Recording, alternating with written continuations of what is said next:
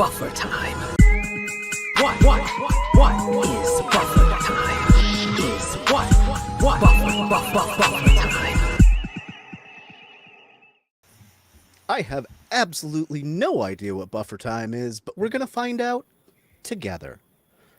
Thanks for joining us all. We've got quite a lot going on this week. I'm kind of glad there's a bunch of news coming out of San Diego Comic-Con, because this episode of Strange New Worlds doesn't have a lot to talk about from me. But before we get into everything, let's go around clockwise and introduce ourselves. I'm Dustin from Best of Trek. I'm Josh from Win and Grace Project. Oh, I'm Shereese, the sci-fi savage. I'm Ren from Ren Rants. My name is Vanessa, and I love that Star Trek.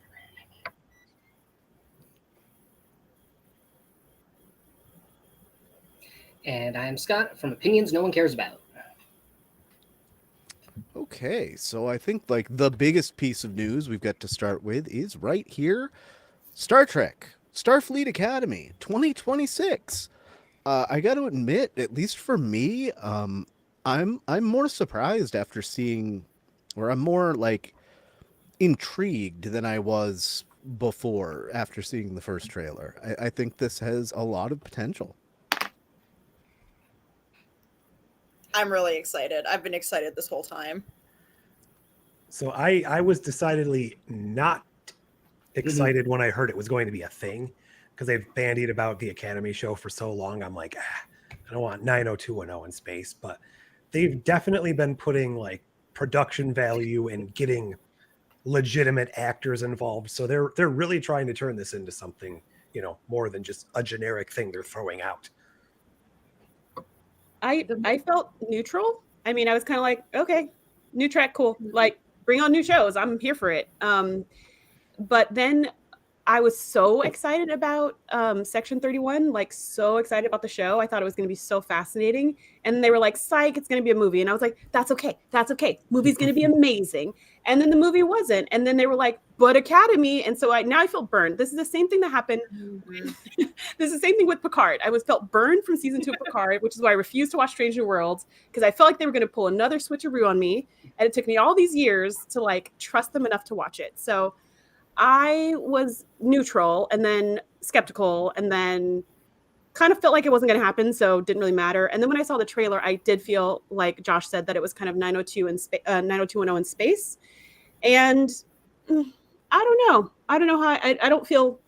I feel slightly more negative than neutral, like a -1. I feel like, because I kind of don't want to watch angsty teens trying to make their way through Starfleet, but maybe it'll be amazing. So that's We're why a prodigy. I love angsty teens. I love angsty teen shows. I think they're fun. And I think I think it's fun. I'm excited about it. Like, give me 90210 in space. Give me all of the like teenage nonsense. Because honestly, okay, everyone else hated the like Walking Dead, The World Beyond spinoff, but it was actually my favorite Walking Dead spinoff. And it was a bunch of teens like trying to navigate the post-apocalypse after being raised in like a sheltered community. And it was so fun. It was so fresh. And so I think, we haven't really done it before. We've had our little like Wesley teen episodes and our little like Jake teen episodes. But I think it's kind of fun to like get to see that, that part of the Starfleet experience a little bit more as a focal point. Like, I think it'll be fun. I'm excited. I would be intrigued to see how one's values sort of evolve during your Starfleet tenure. Like, you go in there having one idea about what you're going to do, and then you go through the ringer of Starfleet training, and it's like, how do you come out of that? That to me would be interesting on a sort of developing type of thing. And they talked about how like the thing that intrigues me the most is the Jem'Hadar student. I'm really curious as if they're going to, like, is it going to be just that they're integrated and they're never going to speak on it? Or is this person going to like have old instincts come up and have to sort of suppress them? Are they going to be discriminated against? Are we going to get like a classic Star Trek message about space racism again, ever? Fair. In a sort of substantive way. Is this going to be serialized? Is it episodic? Like a lot of sort of X variables. The preview didn't really, like, it's a teaser, but like it really didn't give me much. The Cisco thing I found interesting, but I don't know if it's worth the airtime. Like it's just a picture of him. Yeah, we'll see. Yeah. So is Yeah. that like a class or Do they show it, or is this all we ever see? yeah? Like, are they about to hit play and then like someone interrupts them and we never go back to it? Oh, I'd be so mad. I feel like it's going to be like a topic they explore. Yeah. I hope they're not trying to make us mad. The Cisco came back. Sorry, what's that? Yeah, Yeah. digress. The thing about Cisco that is, if that happens, that would be super disappointing, is that the reason that Avery Brooks promises Cassidy Yates that he's going to come back is because he didn't want to play into the stereotype of the black father who abandons his family. So to like never come back kind of sucks. Yeah. You can that never way. come back. Hmm. I feel Scott, like the any trailer preference? was more like just from the little bit we saw of the trailer was a lot of like, we're friends and we're laughing because we love school and learning. Let's dance. We're friends. So I felt like that's like, Okay. I don't know. I feel like that's what they wanted us to just like get from it, is that it's going to be like lots of heartbreak, but lots of adventure, but learning with friends. So it feels like, as far as, you know, some people have complained that Picard, for example, was really dark. Agreed. I feel like the only message I got from the preview was that this is not that. Is that this is supposed to be full, sunny, bright. Even in the monologue, like voiceover, it's like, this is the first time we've had anybody at the academy for like 120 years or whatever she said, and it was like new day, you know, new hope, new chapter. So I feel like the tone of the show is hopeful and positive and happy and cheery, which is great. Like, yay for that.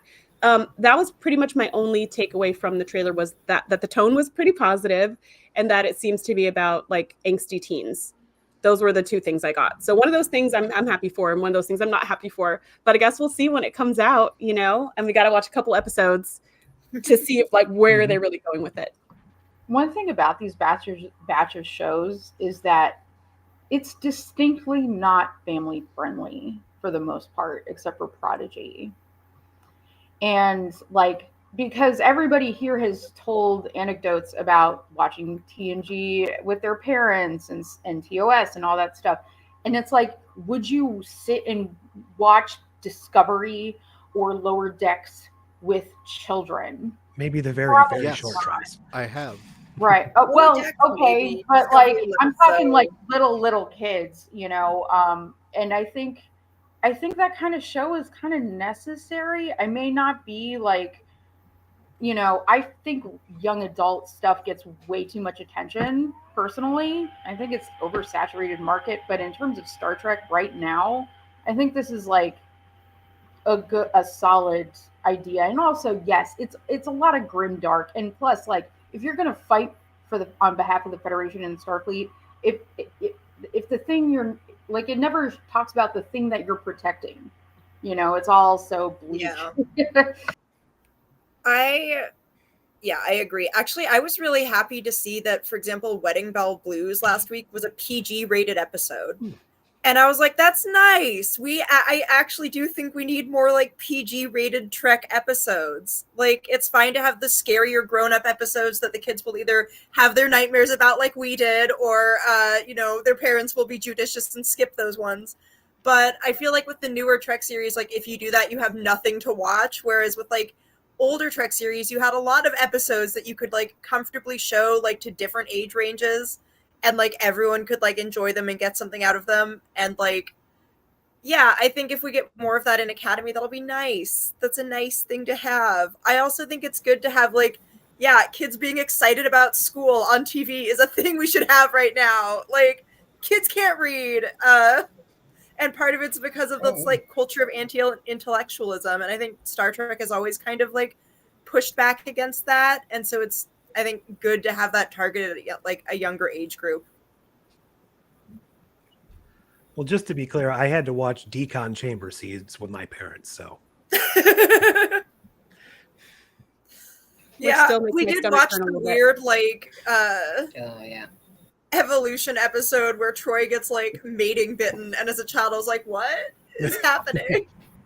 What's the most uncomfortable Trek scene you've watched with your parents? That's a good question. Well, the thing too, though, to Ren's point, though, there's like 26 episodes, right, for the average season of old school Yeah, Trek. that's also true. So you do have a lot more to choose. It's almost like pick the 10 most intense episodes out of the 26, and then that's your whole season run. Like, that's it. So if we did that, there'd probably be fewer happy or fewer family-friendly type shows. But I totally agree with Vanessa. Like, I grew up watching the show with my dad. So it would be nice to have episodes that, like, it can be serious and it can be dark, but it can also be something that kids can grasp without being like, "Ooh, what are they doing?" You know what I mean? Like, it doesn't have to be something that makes you uncomfortable to watch it as a family. So hopefully we Older don't get a Trek lot of has that. More uncomfortable scenes for sure. What'd you say? Scott, I said there are more uncomfortable scenes in older Trek though than any of the new stuff. The new stuff's darker, Oh, for sure. but there's some really uncomfortable and like really kind of not safe for kid episodes in like early. Oh, there teen totally teen, are. things My like that. parents just let me watch them because they Right. just did. But no, there were definitely episodes that were either like, what? Or that like literally did give me nightmares. Scott, have you been trying to get something in here for a while? Or did I misread that? Yeah, but it's not because of you guys. It's just everything's been lagging for me so badly. I literally don't know when someone has stopped talking. Oh no. That being said, like, you know, I was looking forward to an Academy show. So obviously I'm excited for this. Honestly, when I really, really think about it, the one nitpick I kind of have, like when it was first announced that, you know, we're going to be seeing like Holly Hunter and Paul Giamatti, I was like, oh, cool, big names, Holly Hunter and Paul Giamatti. But now I think about it and we're like, well, like the older shows, they really made their way with casts that they plucked mainly from obscurity or like, you know, TV or work they did overseas in Sir Patrick's case, you know, like they did with most of the cast, but then maybe they didn't need a couple of big names to round it out. Although it was cool to see Giamatti whistling the Star Trek theme, if that was I actually love him that. whistling. Love that so much. I don't think we've ever had a theme played within a show before. Like we did in Lower in Decks, universe. if you want to just count don't- that. I don't think modern Trek is Yeah. willing to take that kind of risk anymore, especially streaming. They really want to make sure that people watch, so they have like name recognition stuff on there, which is like good and bad. You know, they're both great actors, but it would be nice to see like newer people or different folks. I mean, the Hopefully the Kelvin rest verse of threw them in are big unknowns. actors, and that didn't go over well. You had Eric Bana and Cumberbatch, and they were kind of not thought of as the best examples. Well, yeah, they did in the movie. Yeah, but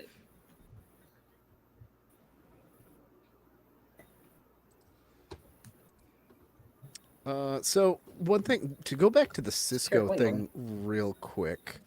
The Cisco. I know Gannon really hated that they brought this up because he was all like, well, I guess this means that Cisco never made it out of the wormhole and things like that. But I wonder, are they setting it up?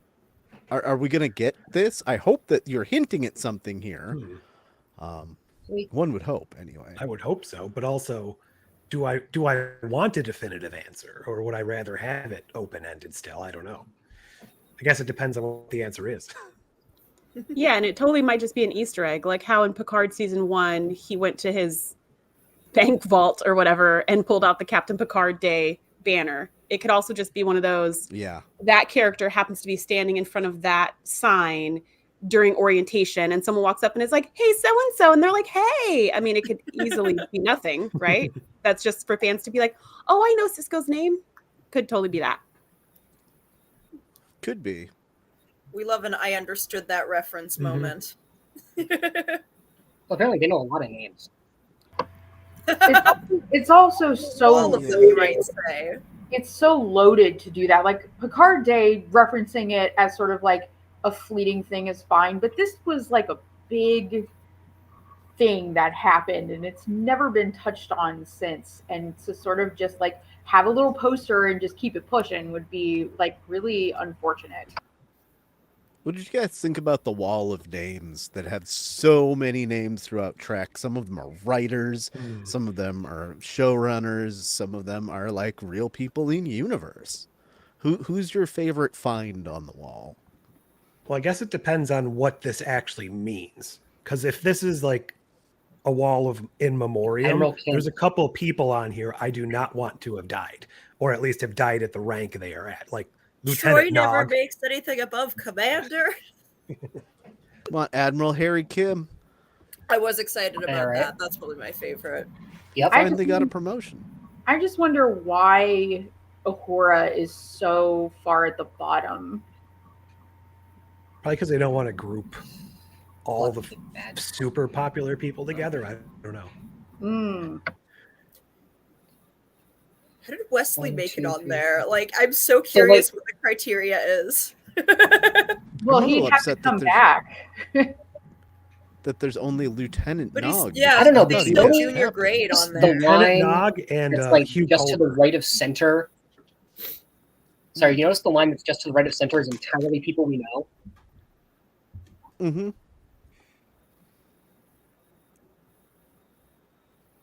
Yeah, there's a couple of names that throw you for a loop that I haven't researched. I'm wondering if Harris some never of them... makes it above lieutenant. Yeah. He flies the ship. And like Riley Shepard from Red Squad I and think the my Valiant. second favorite one is Commander Zero the Third. Does that Yeah. mean like Zero from Prodigy or one of their offspring? I hope so. I think That would be that's awesome. personally. I love Zero. So like it looks like Christine Chapel makes it up to commander. So that's interesting. You can kind But of Data never makes captain, which is weird. Well, that's because he died. Yeah, Original but look recipe who's data. above her. Well, that's true. He died and then they brought him back and then yeah. Yeah. That's true.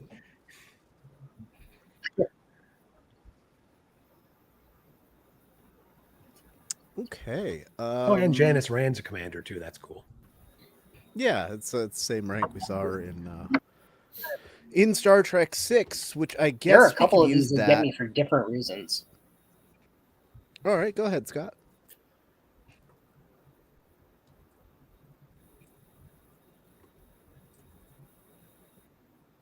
Oh, yeah, the two that really got me. You notice right above Chapel's name is Midshipman Peter Preston, who they're still remembering how many centuries later? Yeah. Scotty's nephew. Oh, sorry, not his nephew, but really his nephew. Mm-hmm. And then the other one was, there's Admiral Aaron McDonald, the actual scientific advisor. I love Oh that. yeah. What's by Samantha Wildman? Is that Commander? Yes. That's Samantha. That's the mom. That's not Naomi. Oh, Yes. Naomi, right. But good to know she's still doing stuff. Yeah. Why isn't Naomi on the board? She must Maybe be she a is. captain This or is a really admiral big by board. now. This is a big board. Oh, is that Captain Seven? Yes. Way on the far right? You know, her name's cut off, but yeah. Maybe this is just like a All list of graduates that they're proud of or something, although Seven never went to the academy. I hope it's something like that because I don't want Culber to be dead, unless they're referencing his first pre-mushroom death. Oh, that's a good point. Yeah, I was wondering because, like, at first I was like, well, if Tilly is this great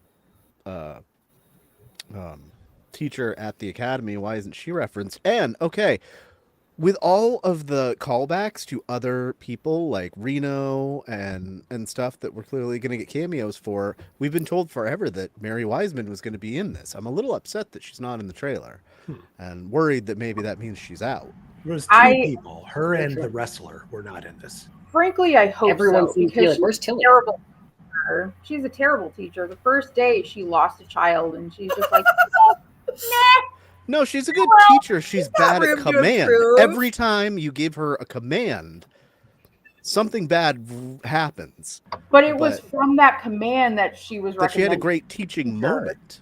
That led her to great teaching moments, though. So as a teacher, she's fine. Mhm. Just don't put her in command of anything, for the love of God. Yeah, she lost Discovery in the episode prior to, so.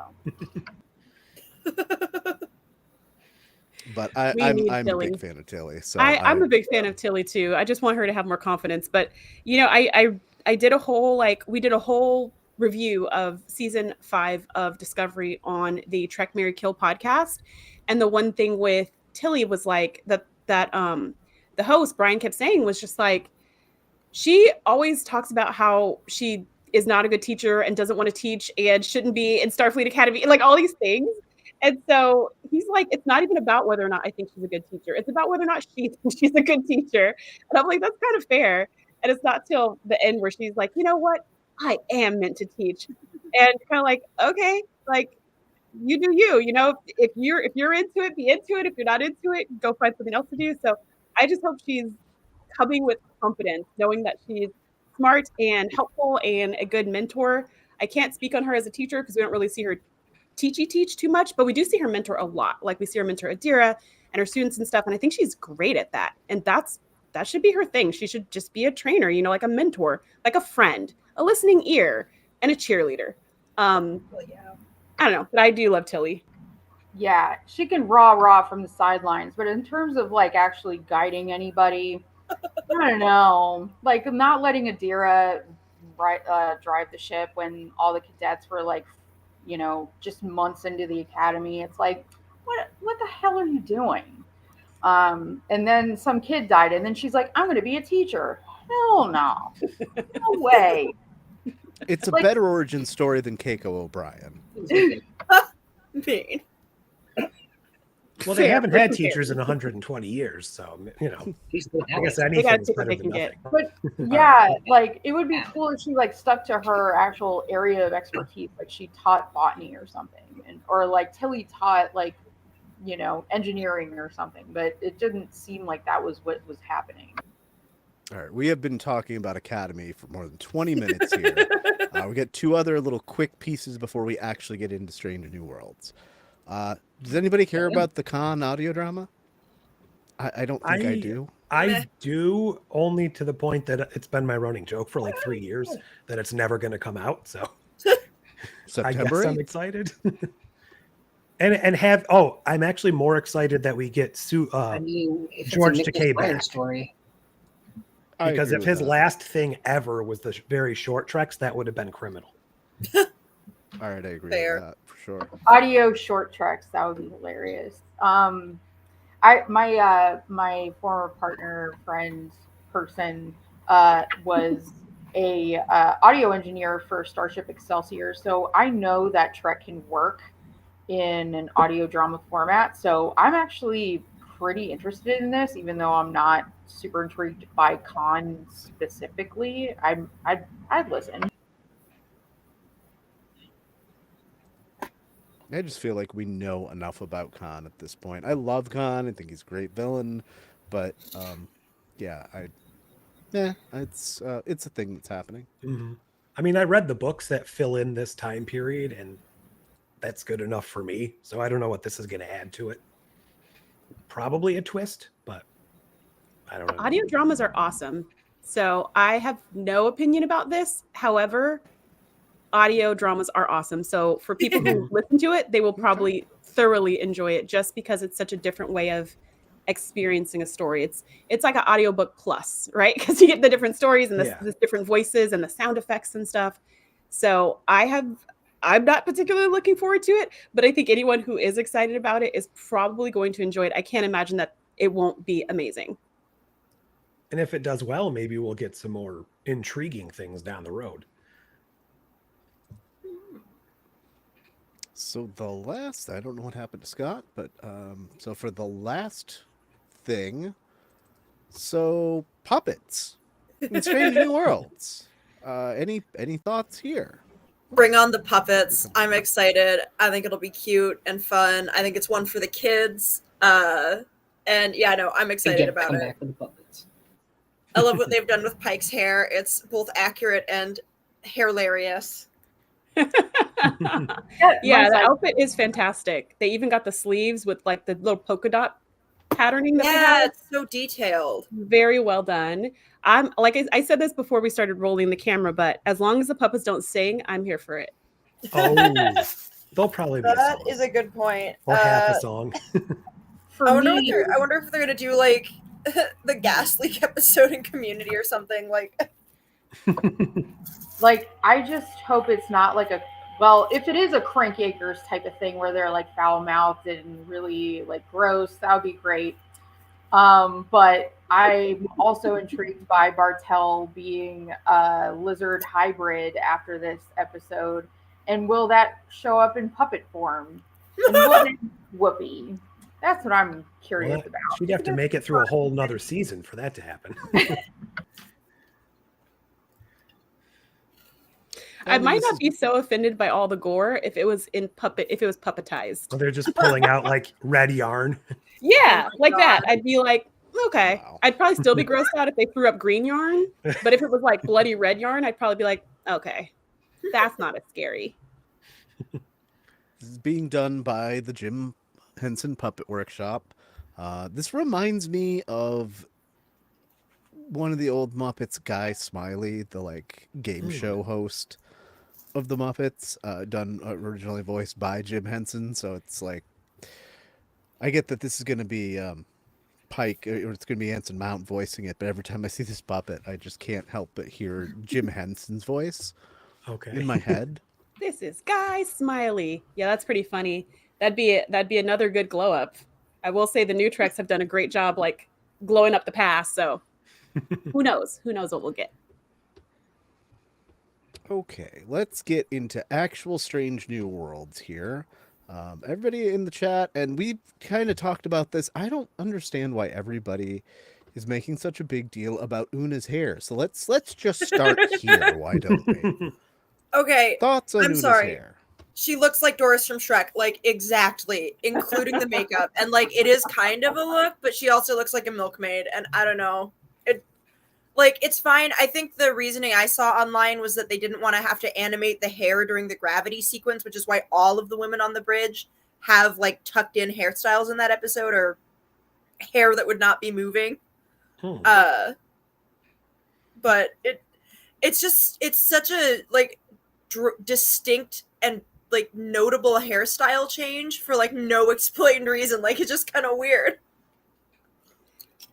My first thought was, I hate it. I hate it. I think it's ugly. But then my second thought was, I actually hated Janeway's hair in all of season 1 of Voyager when she had the pumpkin, like the handle on the top You and the take weird. that back. Oh, I loved that. It was like I so hated the pumpkin. Edwardian captain. However, the pumpkin was a thing. It was her look. It was a style. She rocked it for the whole season before they went to a sensible bob.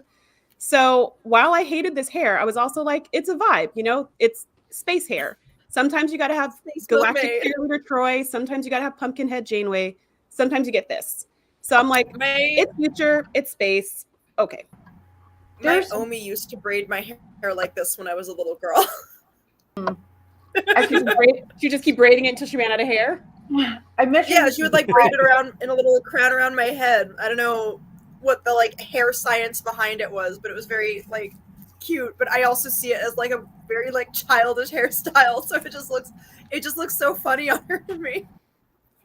I just think it's just pushed too far forward and it makes her forehead smaller, and there's no like, and it could be set back like Leia's is a little further back, so you have a little bit of, you don't have like full hair tendrils out, but there's some looseness in there. But with this, it's just like big, thick seatbelt all around her head. It's just a lot. I'm completely neutral on it. I don't think it's the worst thing in the world. I don't think it's the best hairstyle for her, but I'm fine with it. I find it a very non-issue. Like, oh, hey, they did a thing this week. Great. It just pulled attention. Like from anytime she was on screen, that was the focal point. It's basically it's Chapel's dress from the wedding. It's the same thing where you're like, oh, this is so lovely. What? It's like that. Yeah. I don't know. I think for me, it's just the immediate Doris association. It's just funny.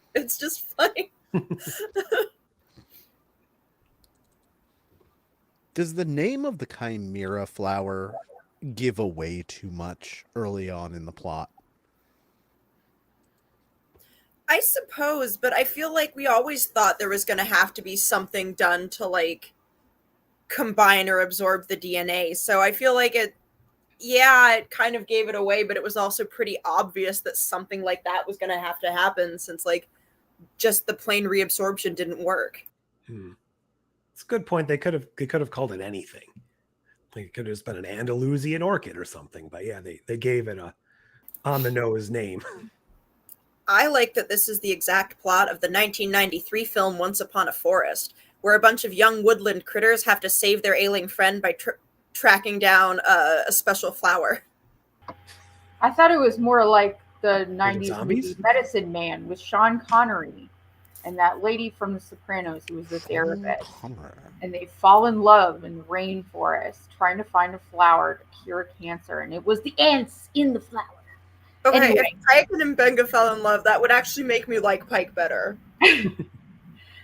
I just thought this whole wild goose chase for medicine that may or may not work, the way that Mbenga even described it, that it helps something, molecules go through cell walls or something, that's like so biologically dubious to say that, because it's like they do already. Shereese, tell us about the science. Yeah.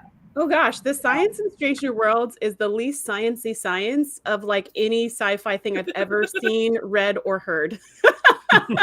Like I'm doing a whole series of like the science of science fiction and doing all these like, would this viral attack happen in this show or whatever?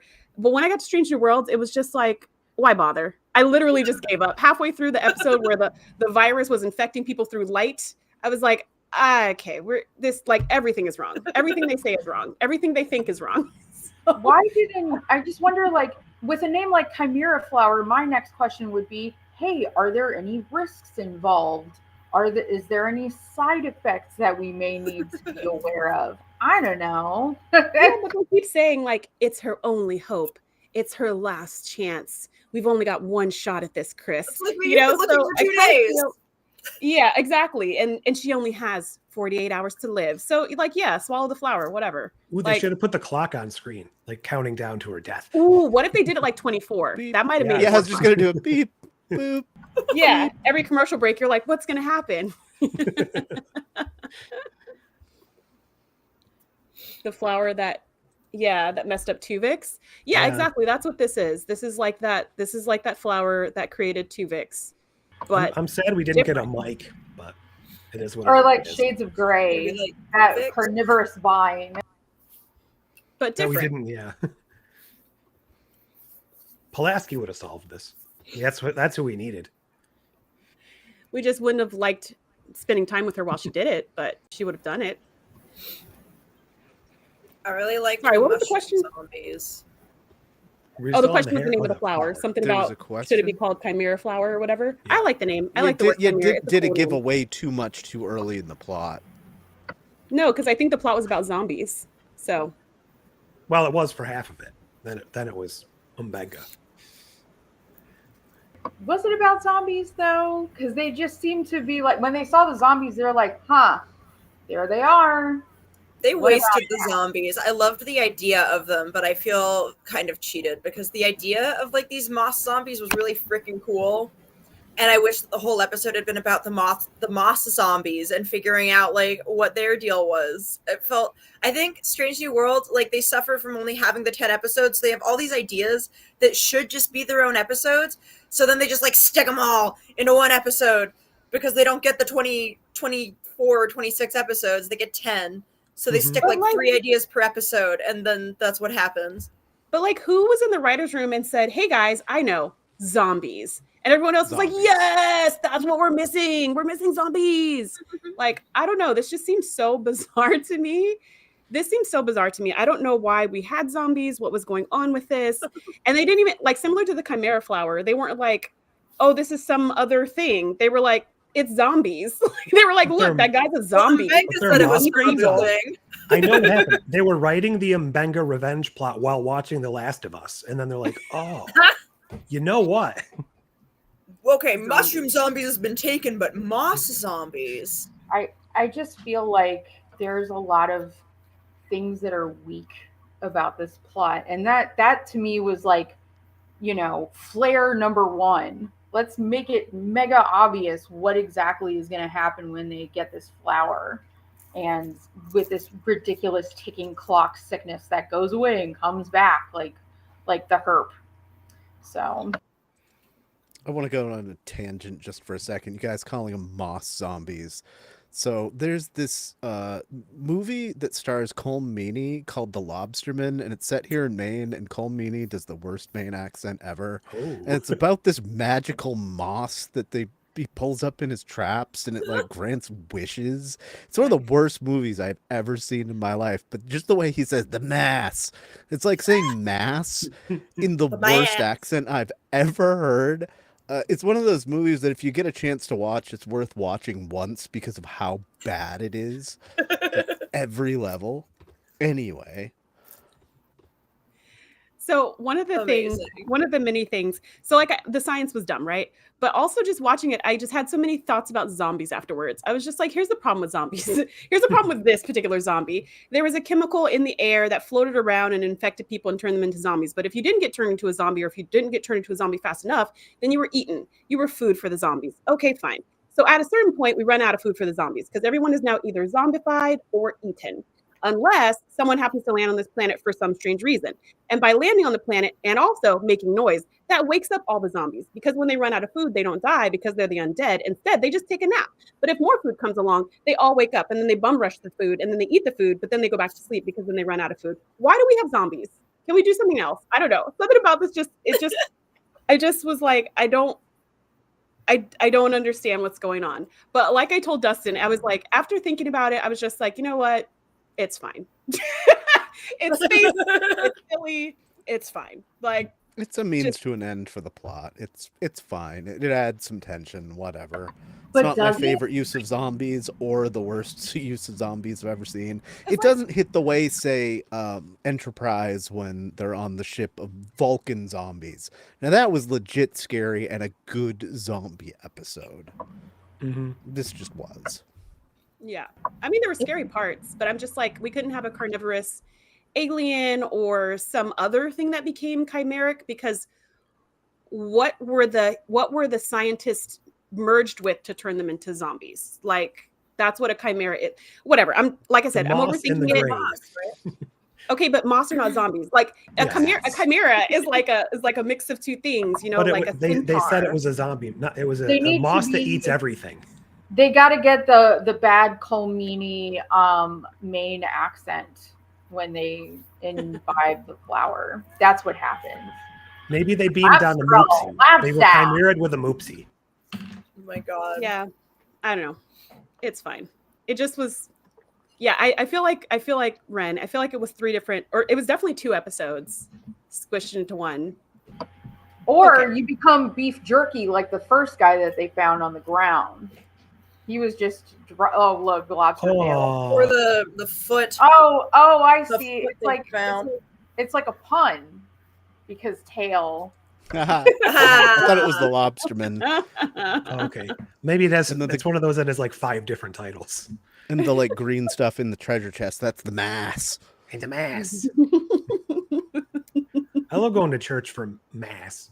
I wonder if that story is like Colm meaningful. I promise you guys are giving this way more life and credit than it deserves. But they should have just done it in his homeland, and then they could have done it with Pete, and he could have had his natural accent. That would have been fine. Oh my god! Added at least found a point. The mystical Pete. The plot's still terrible, but yeah, zombies. Yeah, zombies. I don't think we actually had any questions about them. So if you guys have any more thoughts on the zombies, they're not as like I love Resident Evil. Mostly the video games, the movies were okay. The first couple were all right, but they had good use of zombies. This was meh on the zombies. I thought the design was interesting enough for the little bit we actually saw them. The moss color beard and whatnot. The zombies were perfectly adequate zombies. They were scary. They jumped out at you. They bit you. They went for the neck. Like they were great zombies. It They just killed was all the weird. extras. I just wish Exactly. that they were an actual threat. They seemed so like, Yeah, Oh, they only yeah, killed the spare here. Klingons and then the one who Mhm. kills herself. yep. Then it's like, oh well, I'll just body surf until they freaking chew me alive or whatever, and that's kind of all it is a threat to the Klingons, and the Enterprise crew is like, meh. I think we kind of have run out of runway with like horror suspense in this season already with the Gorn. Like, if you're going to have this kind of tone, like do it effectively. Otherwise, you're just wasting makeup, I think. Have the bite transform, have one of them get bit, and have a new Ooh. ticking clock to get back to the Enterprise for treatment. Yeah, like the zombies, I think they just. Yeah, I think the episode was too crowded for them to be anything but a scary set piece, which was fun. It was fun, but I liked the idea, and I think it would have been cool if that was like the episode instead of the set, basically the set dressing. Also, I think it's kind of bogus that like they don't mercy kill Bytha. They just like let her get slowly eaten to death, and that sucked. It's I mean, honorable for- to be eaten, I for guess. glory. Out. Yeah, for glory. You can't mercy kill someone. Yeah, and well, she still glory. gets the honorable death even if they mercy kill her, right? She still died No. sacrificing. She wouldn't. No, not if she's laying there screaming. No, she has to be eaten to the last drop, the last little piece of meat for her to Mhm. get glory. Yeah, I felt like the Gorn one was super scary. Like it was legit creepy. And this one was a little more jump scary than like terrifying. But like I wouldn't want to be trapped in there with zombies. Sure. They No. they seem like a threat to me. They seem like they were going to eat everybody. I mean, we know our crew's going to get out okay, but like we don't know how. So that was a surprise. They had force fields just around this little square area. That was a surprise. I was surprised at the rate at which the Klingons were picked off by these things. Yeah, they got eaten so fast. Yeah, Well, that was the interesting part. Everyone's weapons suddenly had like 5 shots before they ran out for no reason. These fully charged energy weapons ran out of bullets. That shiny outfits they were wearing, no plot armor though. No. I did really like them using a phaser as a grenade. I mean, we've seen them set on Oh, that was fun. like Overload before, but we've never seen somebody just set on Overload and chuck it like a grenade. That was pretty cool. But it's only cool for like 2 seconds because it takes out the first wave and they are immediately followed by the second wave. And now they have no weapon. And they're like, oh, shucks, I guess we better run for it. Maybe I should have ran in the first place then. Like threw his flower away, threw his phaser away. What is he doing there? Getting stabbed in the leg? And then what's Spock should have gone on this mission. Her name's Would have Vanessa. been- What? Bytha. So Bytha's like, I don't care about these zombies. All I care about is revenge. They can eat me if they want, as long as I get revenge first. Can we get our priorities straight? Okay. So if we make it onto that ship, right? Kill me then. Let's have a good, fair fight when we're out of zombie land. This is silly.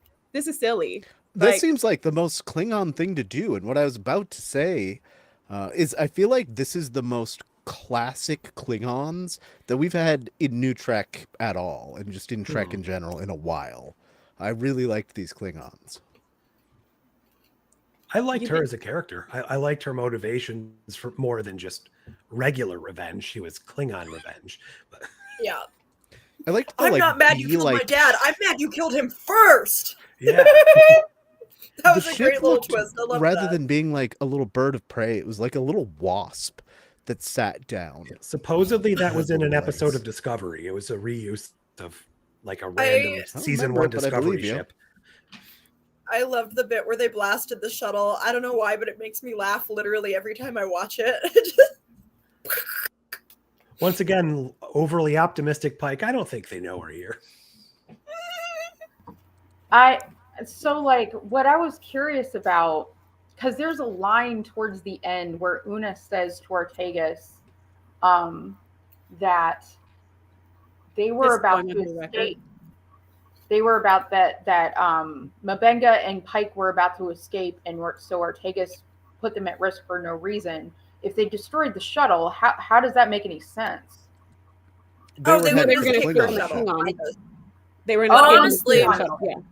Honestly, saying, what like- are the odds that a random Klingon was going to sacrifice herself for them and let them use her shuttle? Like, I don't The think odds- Ortegas was actually in the wrong for trying to get to them faster, honestly. Yeah, the odds are low, but She the disobeyed point she was orders, though. making is that they were like feet away from their own escape, and they didn't actually need us to rescue them. Whatever flavor that escape took, they were like actively about to escape in that moment, and she did not need to take the actions she took. She should have followed orders. Like that was the big idea, but there's no way she could have known how they were going to escape. And I think Ortega's being legitimately scared that the Klingons were going to murder them, which seemed a lot more likely than zombies, let me just say, was fair. Like that was a fair fear and concern, and they couldn't talk to their away team. So I get that. I thought what Vanessa was going to say, because I think you had mentioned this in the Discord where you were like, this is going to go on your record, and you were like, but how? This like never happened. So Yeah, how's it going to go on her happen. record? What do you mean? And I thought that was a good point. Like if this is a secret mission that never happened, then like- there was no insubordination. Right. So, like, because Una needs to make a report, or is she just going to be like, oh, because this is a pretty major consequence to be taken off of duty. It can't be just some, like, little frivolous thing. She has to really, like, justify why the helmsman is no longer helming. Well, she only just got back on duty at the beginning. Right. Of the episode.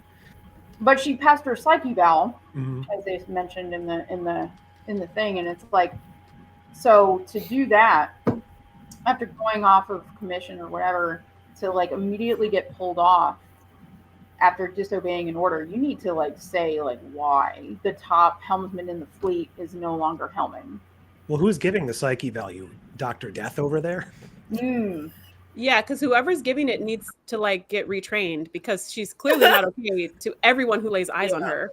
Like she's not okay. So whatever's in that psyche val, they need some more questions or something. Do you feel good, Ortegas? Yes? Okay. Good to go. You're good to go. Back Can on you duty for fly you. the ship? Oh, we chill. Okay. Honestly, I felt like, considering she theoretically almost caused like a diplomatic incident and like flagrantly disobeyed orders, like that was a slap on the wrist. Like, girl. I do like how they pointed out that the Federation is the only ones that ever actually follow these rules. All the other species are always just going into these demilitarized zones all the time, and we're the only ones that sit there and don't do it. But then we do it in every episode we ever watch. So It turns We out weren't- no one obeys the treaties. But the thing is about the Federation on Kinfori, nobody would have known that the Klingons were there had they not broken the rules in the first place. Get it? That's what I'm Sure. curious about.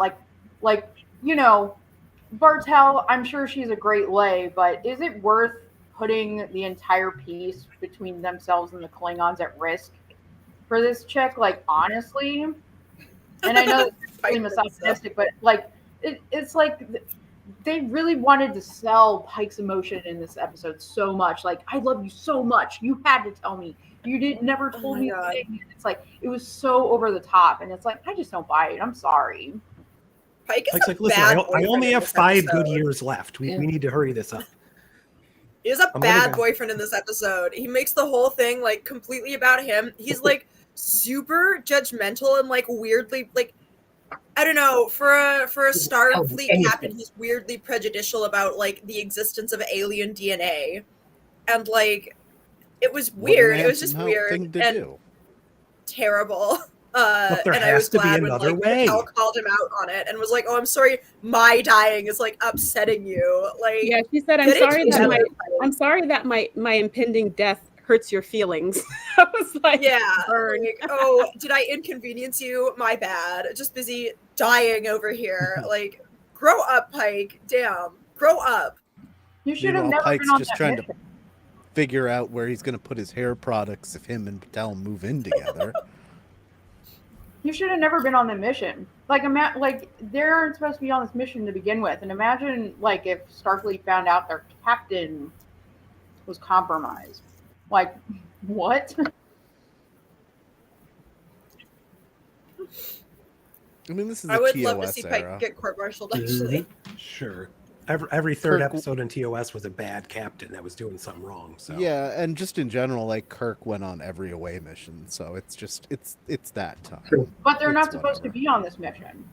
If He they're went on a found few that he out, wasn't supposed to either. So right? But Well, if they're originally- found out and the captain's down there and they lose him, it's like a double whammy. Not only did you start a war, but you lost the The leader, yeah. yeah. Well, it was supposed to be, I was going to say Tuvok. It was supposed to be Spock because they wanted to keep a big secret from Pike.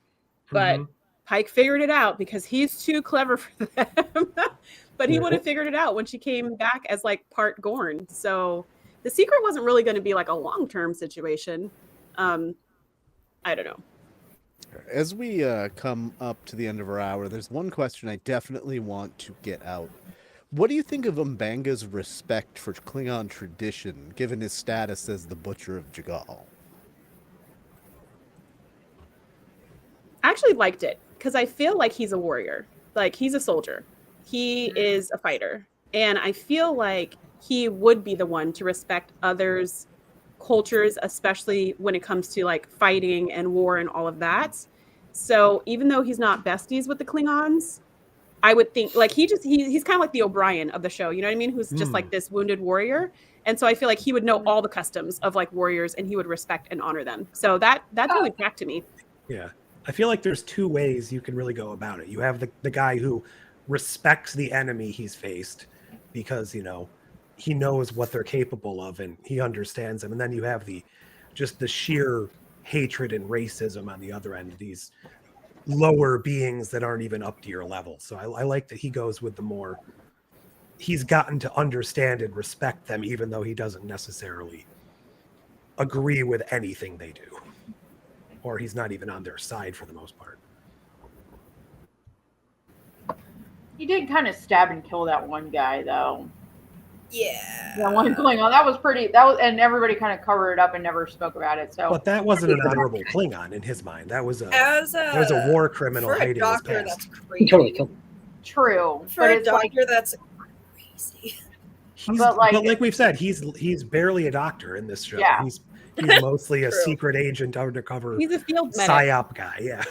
Yeah, I he's a also feel psyop like- guy with field medic training. It's killed wild her because I feel father. like. Sorry, Go ahead, Bren. Oh, I was just gonna say, I feel like every other Doctor in Trek, we get like at least one or two major plot points where like the captain or someone else wants them to do something unethical, and they're like, "No, these are my Doctor principles. I will not take a life. I will not do this or that." And M'Benga's like, "Oh, this Hold asshole's my giving me beer. a chance to stab him. I'm gonna do it." But Yes. we only have 10 episodes, right?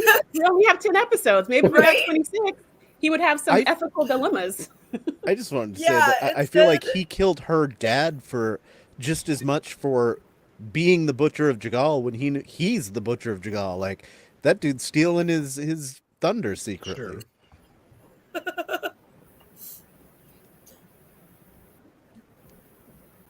But he has the monster inside. Even though, And also- even though Pike's like, never mind, you don't anymore. Which was I very kind of am intrigued by this like ongoing theme of like keeping secrets between two people, where it's like, you know, we're just not going to talk about what happened down here, kind of thing.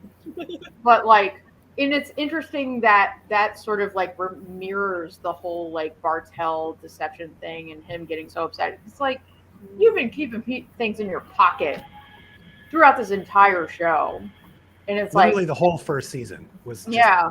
two characters sharing a secret.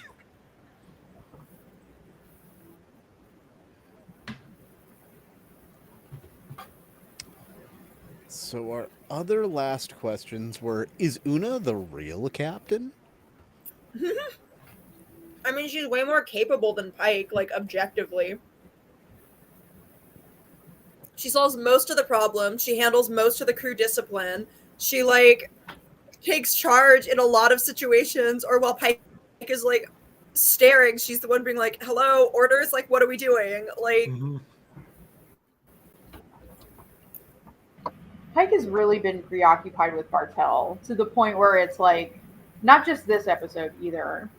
It's becoming a bigger and bigger preoccupation of his, and it's like, you can juggle personal and professional just fine. Cisco's a wonderful example of that, but I don't think he can.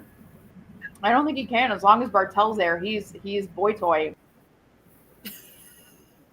Well, Yeah, that's this another episode thing. kind of proved Well, that's what his- his with the 10 priorities are- episodes. It's just everyone has one character trait for the most part, or one storyline that this is constantly on the back burner. There's no room for multiple character arcs, I suppose. Like, I'd be fine with it being Captain Una and First Officer Pike at this point, personally. Well, we're gonna get Kirk in the show again too soon. I was gonna say, so- at best, you get like Una with Kirk as like the commander there for just a minute, maybe. Maybe after Pike gets blasted, we'll get some interim Captain Una. I'd Maybe. be so for that. There's been some rumors here this week too about like I didn't even read the article, but showrunners being like, "Oh, well, we have a show name trademarked if we want to do continue this and spin it off into a Kirk series." It's like, yeah, it's called TOS, and if you don't name those old scientists, actually, honestly, like I really don't want a spin off because we've had this. It's a show called TOS. We don't need to do it again. Yeah, literally, please just give me future Star Trek. Please just give me further future Star Trek. I think we've prequeled the prequels to the max, and like they're fine, they're fun. I don't hate them, obviously. Like, I love Strange New Worlds, but like, I'm tired of it. I'm tired of being shackled to existing canon. I'm tired of like retreading things that we already either have seen before or like species we've already like explored to death. Like, I just want something new. That's part of why I'm so excited for Academy. Is it's set way in the future. They can do whatever they want. They can do whatever they want. And I think that freedom is like what Star Trek needs to like really grow. I feel like these prequel series are totally watchable on their own, but they do somewhat rely on your knowledge of existing canon. And I think that like actually pushes a lot of new audiences away from it potentially. And I'm tired of it. It's fun. It's fine. We've explored it to death. Give me something new. I think like going the opposite a little bit, not to say like more prequels, but like if you go like Discovery went way too far ahead and didn't really explain anything about those circumstances that led to where it was except for the burn thing, and just like, oh, we fixed the burn, so the Federation's back, yay, and that was it. And that was like so mishmash. Didn't really amount to very much, and they had a wonderful opportunity to world build and it didn't. So like, just because it's in the future doesn't necessarily make it immediately better. Personally, I would like something post Picard to sort of like, you know, where is the Federation at that point? What is its vision and what is its message? What is its purpose for existing? Because it just seems to be just this like, you know, immovable object. It just is. And it's like, no, there's like a purpose for the Federation and Starfleet. Let's focus on that for a second, because it's just like adventures and blowing shit up, and that's fine. But like, what is the point?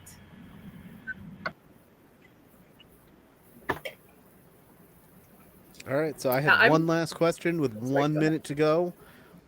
Do we think this is the end of Batel's Gorn issues? And I don't think so. I don't think we're done with this. We're going to get to see She's gonna be weird dead by the end hybrid of the season. Gorn. I still wonder if she and Ortegas are going to have some kind of like weird Gorn related connection going forward. Ooh, and is Spock connected now because of the mind meld? Is everyone Gorn? The screamy mind meld. That like that weird like slap to end the mind meld. I was like, I thought that it was like an injurious to do that, to like end a mind meld so suddenly like that.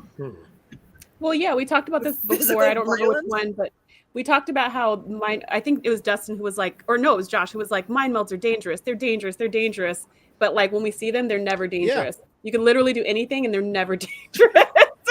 Yeah, we've talked about this before. It's very few times that it's dangerous for the people involved, but this one, I kind of liked that there was finally some danger involved. So I was kind of like, wait, so Spock read the mind of the Gorn who's still inside Batel's body because that's a thing. And then it's like, oh, I can read his mind and that's scary or painful. Or I don't know what. But then I was like, so wait, are we saying there's only one Gorn? Because didn't they lay like 6 babies inside that other dude in the other ship? And like, Mm.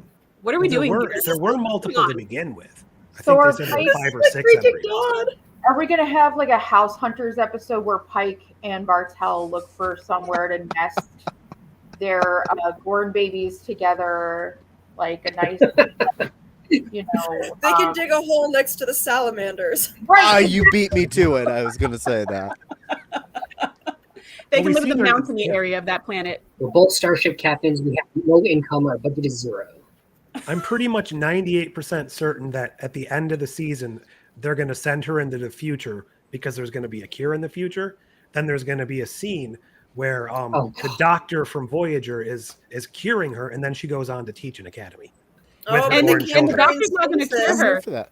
The doctor's not going to cure her. The doctor's going to untuvix them and create separate Gorn Oh, yes. and Patel, and then the Gorn will also teach in the academy. There's going to be like quintuplet Gorns going to the academy.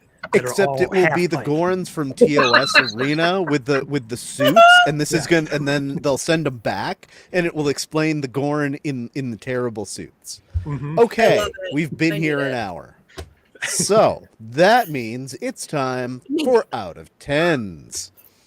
I'm gonna make this Yay. real simple. It's a 6 for me, and that's still my best rating of the season so far. Honestly, like, there's nothing in this episode I hate, but there's nothing wowing for me either. Like, it's a little bit better than your average episode of 900 episodes of Star Trek, and that's all I can say about it. It's fine. Everything, every category, fine. That's what I got. It's a 6. Go ahead, Josh. So yeah, I mean, there's issues with this episode. I mean, there's been issues with this entire season so far. I still think this is probably my personal favorite of the season, just because the pacing of last episode, even though the Trillane and Q stuff was like, oh my God, what's going on here? I wasn't as thrilled with the middle bits. This episode, even though the zombie stuff and the Mbenga stuff and the stuff on the ship weren't necessarily as connected as they could be, I didn't find myself tuning out. It was paced fairly well. And I'm actually here for the Mbenga murdery stuff. I liked Under the Cloak of War, you know. I don't hold him up to this grand standard of being this amazing, virtuous guy, because he hasn't been the entirety of the show. Maybe in TOS, but that's irrelevant. So I think this is still slightly edging out the other 2 episodes with, I guess I'll give it a 7. Yeah, I thought this episode was fine. Like, a lot of parts of it were really dumb. I don't think they needed zombies ever. I think that could have just been another alien species. But that being said, the zombies were legit. They did a great job with zombies. They were fantastic zombies, I will say. And they were scary, and they had the whole... I feel like that eerie, creepy vibe was done really well. So I can't say this was like below a 5, because it was fun to watch. It was just kind of dumb. So I'm going to give it a 6. So I have a real bone to pick with this show in terms of what they consider covert, because this is not covert. Everything that is happening is being recorded. It may not be in the computer, but it's in the logs, and it's in the minds of every single crew member on there. They almost destroyed the Enterprise, which we didn't even talk about. They like almost destroyed Enterprise again. Twice in the same season. And it's like, you're going to go back to Starbase 80 or whatever, wherever you're going to get it repairs, and you're just going to be like, we just, backed into an asteroid or something, and never explain it. And Ortegas is just off duty because we just felt like it. There's so many unexplained things. Oh yeah, and we have this flower, and we're not going to explain where we got it, except it's from the one place that we're not permitted to go. It's just so... like, there's too many spinning plates. Like, pick a stake. Either you're going to break a treaty, or you're going to have somebody die, or you're going to have the Klingon thing. Pick one. Don't you don't need to sandwich all of it. Like Ren said, it's just too much crammed in here. The pacing is just silly. I think the Ortegas thing is silly. The arc is weird. I give it like a 4, because it feels like if they just did the one of those things, it'd be fine. But like, because they did all of it at the same time, it's very like diarrhea. So it's more for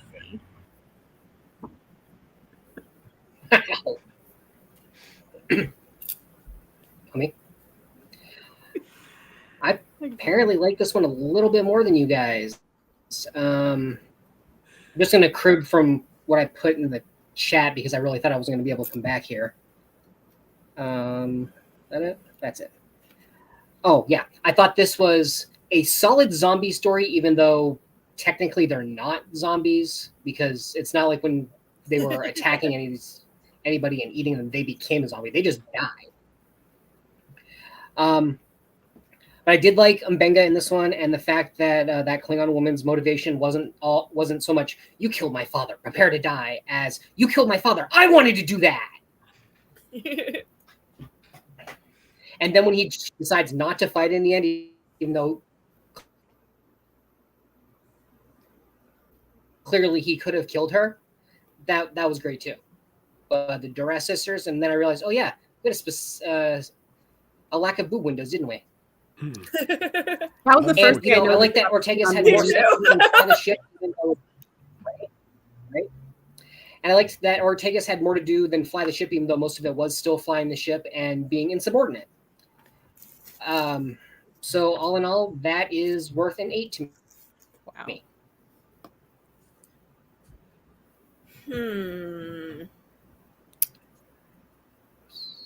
I'm gonna give it a 6.75. This was an okay episode. It was very middle of the pack in my opinion.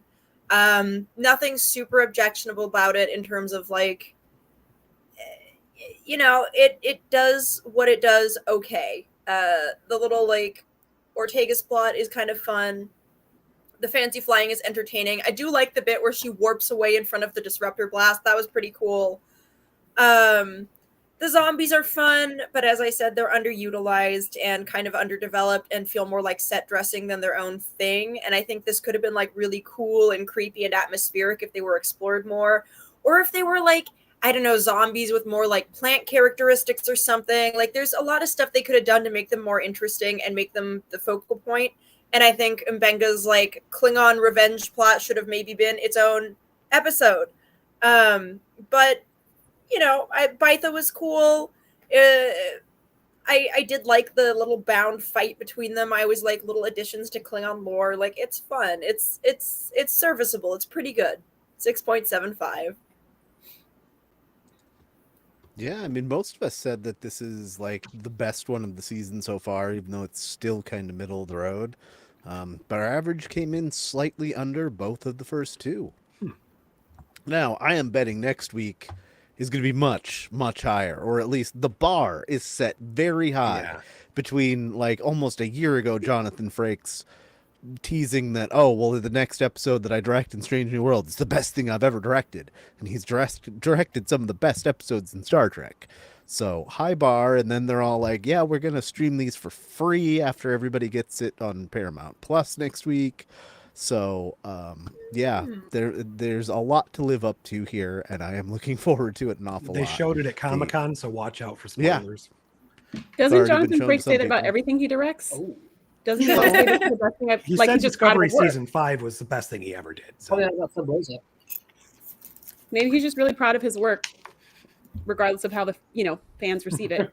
Just saying. You just keep Well, raising the almost bar. all of it is great. If you want to Thunderbirds? see some terrible directing, I know everybody's going to rush out and watch A Lobster Tale after this. Wait, did he But do this will be that? fun.